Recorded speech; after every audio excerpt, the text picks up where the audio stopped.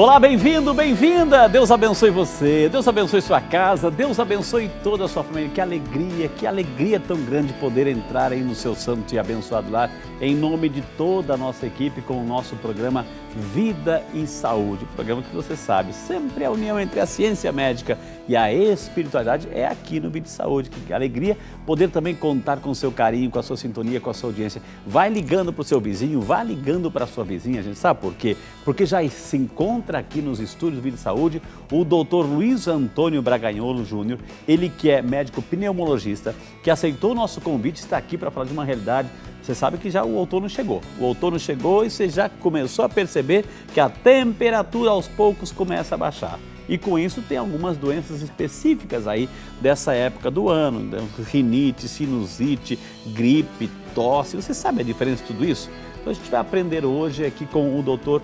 Luiz Antônio, ele que é pneumologista. Eu quero convidar você também a interagir conosco, participar. Claro, você pode participar pelo 19 3871 9620, para você encaminhar o seu pedido de oração daqui um pouquinho também. Vou rezar por suas intenções, pedindo a sua saúde física e espiritual, viu? A nossa produção preparou uma matéria, umas informações. Nós queremos convidar você a acompanhar conosco para darmos início ao nosso bate-papo com o Dr. Luiz Antônio sobre o tema de hoje, doenças do outono. Sejam todos bem-vindos e vamos à matéria. Gripe, resfriado, pneumonia, asma. O outono chegou e com ele as mudanças climáticas que afetam a nossa saúde. Hoje eu vim às ruas para saber como a população se prepara para a chegada dessa estação. A gente se previne tomando bastante vitamina C, usando bastante frutas, né? Consumindo bastante frutas, ingerindo bastante líquido também.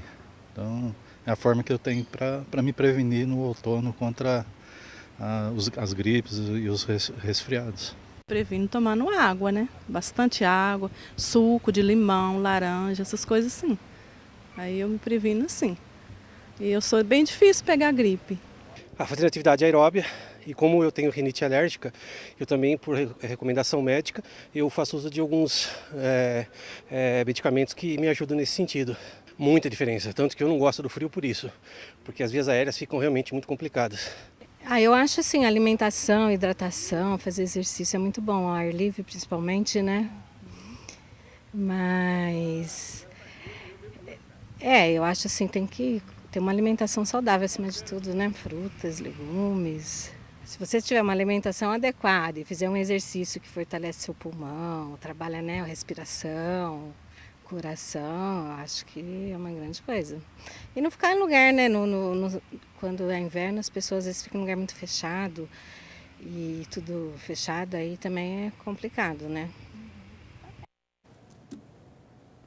Aí, portanto, a matéria introdutória do tema de hoje, nosso vídeo de saúde, que vamos falar sobre doenças do outono. Por isso que está aqui conosco o Dr. Luiz Antônio Braganholo Júnior, médico pneumologista. Doutor, seja muito bem-vindo. Que honra recebê-lo aqui nos estúdios do Vida e Saúde, doutor. Muito obrigado, é um prazer. Ô, doutor, eu falei no início aí, rinite, sinusite, gripe, resfriado, são as principais doenças respiratórias da época. Tem mais ou não? Sempre tem mais, né? A gente acompanhando agora a mudança da estação, o início do outono, já deu para perceber que o tempo mudou, veio frente fria, a gente vai começar a ter um tempo mais seco. Então é bom lembrar que a gente começa a respirar pelo nariz e termina a respiração no pulmão. Então dessa forma, tudo o que acontece nesse trajeto pode ser comprometido por alguma doença, seja ela aguda, seja ela crônica, seja ela infecciosa, né? E aí você tem todo esse leque de doenças que podem aparecer e necessitam de atenção para a gente conseguir evitar, que é o melhor caminho. Então, dessa região do nariz, da face, é a rinite e a sinusite, doutor? Isso, a rinite já começa no próprio nariz.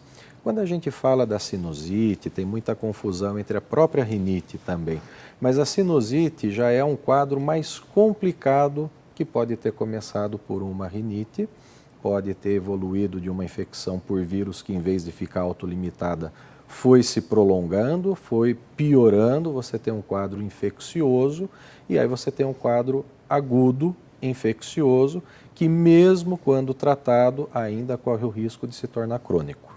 Entendi. Ô, doutor Luiz Antônio, quando a gente fala, por exemplo, assim, de de rinite e sinusite, já que estamos nos seios da face aqui, é o mesmo agente?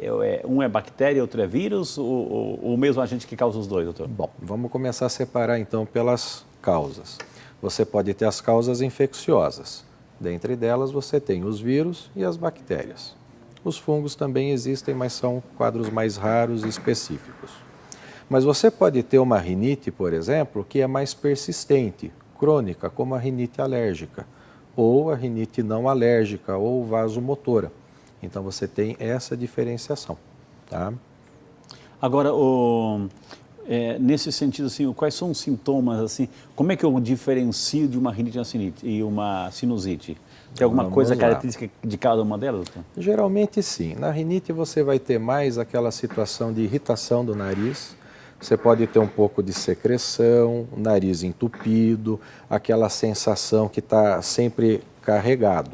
Na sinusite, além desses sintomas, você pode começar a ter uma sensação de peso na face, de dor, às vezes um pouco de dor de cabeça aqui na região frontal, porque você já está tendo um avanço do comprometimento na parte mais interna da via aérea superior. Então, basicamente, você tem essa diferença. Entendi. Agora, ambas são contagiantes, ou seja, eu estou com um quadro de rinite, sinusite, eu posso passar, eu vou espirrar e vou passar para frente os vírus, bactérias, doutor? Nessas horas a gente lembra daquilo que a avó da gente falava, né? Menino, toma cuidado com essa gripe, com esse resfriado que pode virar uma pneumonia. Você pode começar com um simples resfriado. Você vai ter o comprometimento nasal, às vezes um pouquinho da garganta, e junto com o vírus, você tem sempre a possibilidade de uma bactéria oportunista chegar também, acabar se desenvolvendo num quadro infeccioso mais sério. Aí, nesse caso, doutor, assim, o que tem que fazer para começar a tratar um e outro aí? Bom, no quadro causado por vírus, não há muito a que ser feito. Tem que esperar o ciclo. Não existe nenhum medicamento aí específico para esse vírus.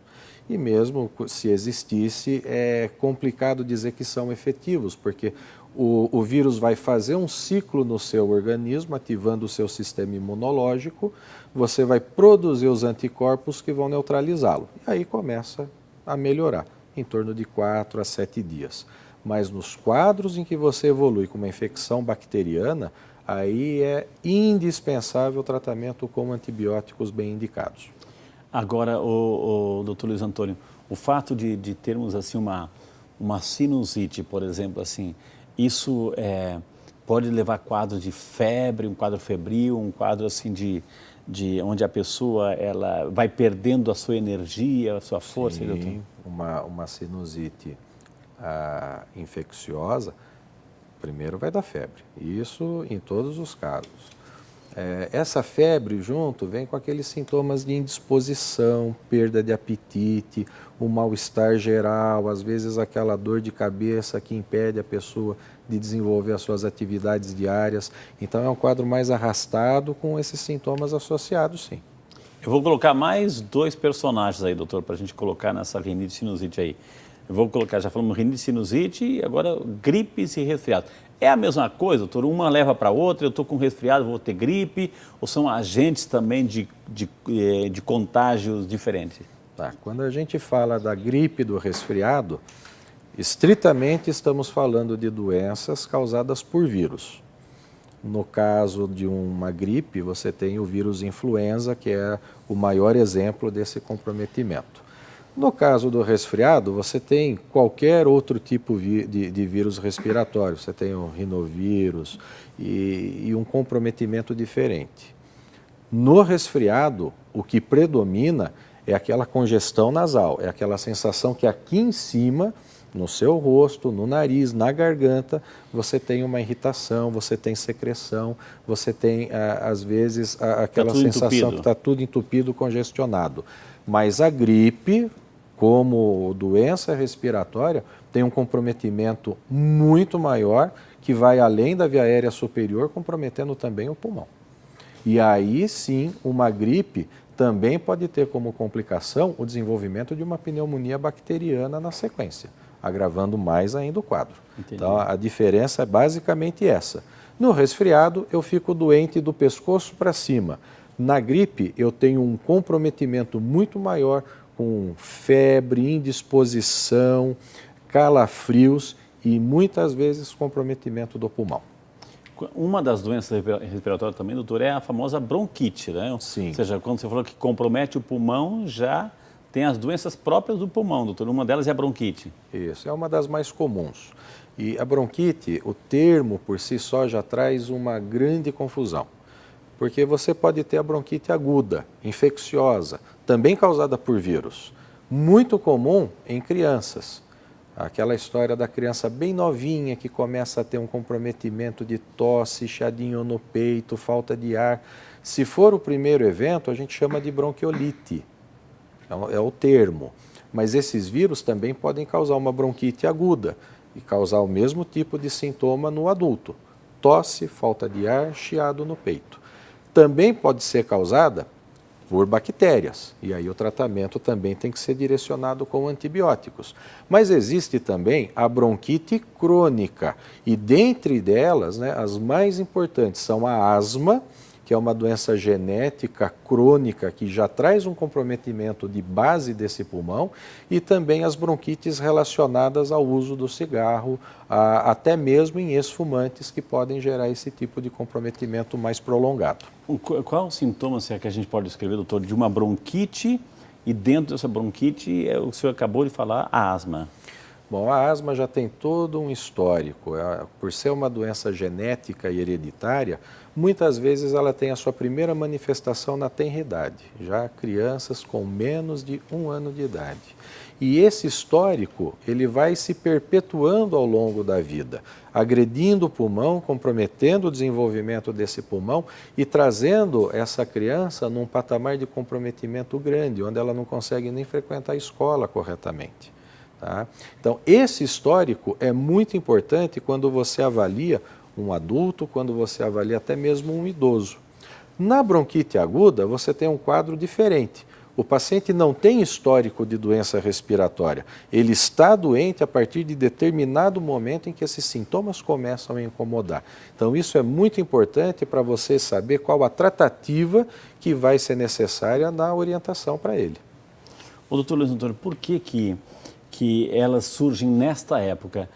Tem a ver com temperatura, tem a ver assim porque a temperatura vai baixando, então o nosso corpo também, que já tem um certo grau, 35 a 37 graus, ou seja, vai perdendo também, é um conflito ali com o tempo externo, com a nossa temperatura corpórea. Por que acontece, doutor? Isso acontece também associado à mudança climática. Mas vamos relembrar uma coisa que é muito importante, quando a gente diz que começa a respirar pelo nariz. O seu nariz, ele é um sistema de direcionamento do ar e filtração desse ar para que ele chegue limpo nos seus pulmões. Mesmo assim, você tem o pelo do nariz, você tem toda a estrutura linfóide que produz anticorpos para limpar esse ar que você respira, e dentro do pulmão, dentro dos seus brônquios, você tem pequenos cílios que ficam movimentando o que é estranho para que não chegue dentro do pulmão. Então, isso daí é uma forma importante de você garantir o ar que você respira. Se você tem qualquer comprometimento nesse trajeto, o ar vai chegar sem uma filtração adequada, sem uma umidificação adequada. Não tem coisa pior para o nosso pulmão do que ar seco e frio. E a gente sabe que quanto mais frio o ambiente, menor a umidade do ar. E isso, então, nessa nossa época, acaba sendo mais desastroso para a nossa respiração. Nem tanto pelo frio, que é difícil dizer que a gente tem frio aqui no Brasil, mas a gente percebe nitidamente um comprometimento maior pela queda da umidade do ar. E de repente, assim, doutor, você falou que o ar, enfim, e o ar-condicionado, que a gente está acostumado a trabalhar, entra no escritório, entra naquele ambiente, naquele recinto, já está o ar-condicionado ligado. Isso favorece também? Não. Depende de como a pessoa usa o ar-condicionado. Eu até costumo dizer para os meus pacientes que ele não é o vilão, desde que você respeite duas coisas Preste muito atenção, simples. hein? Preste atenção agora. É muito simples. Evitar ficar num ambiente com a temperatura abaixo dos 22 graus. É mais ou menos o limite de temperatura no qual você não corre o risco de baixar demais a umidade daquele ambiente, a umidade do ar daquele ambiente.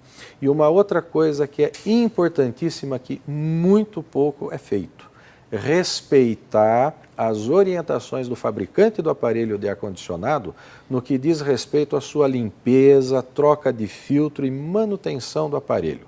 Se você respeitar essas duas coisas, dificilmente você vai ter esse tipo de problema com o ar-condicionado. E isso vale também para o ar-condicionado dos carros.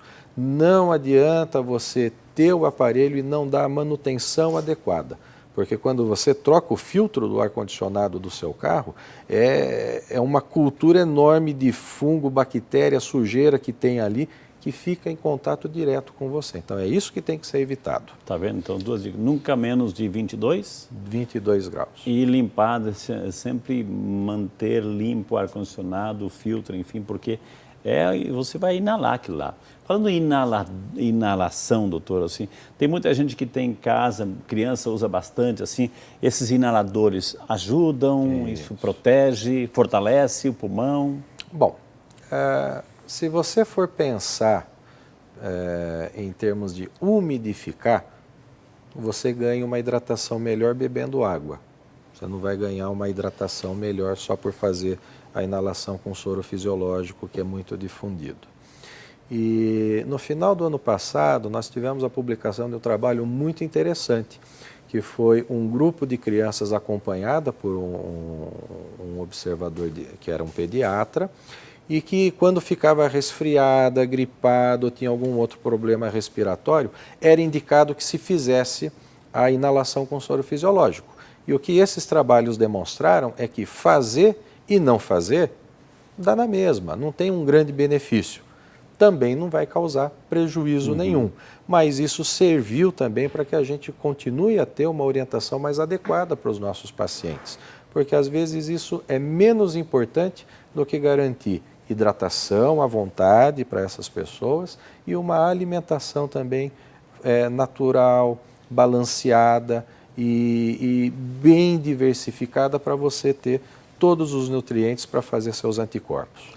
O senhor falou, doutor, assim, que quando a gente respira, o nosso nariz tem uns pelinhos que já vão aí, já tem uma função tudo isso, assim, vão purificar o ar.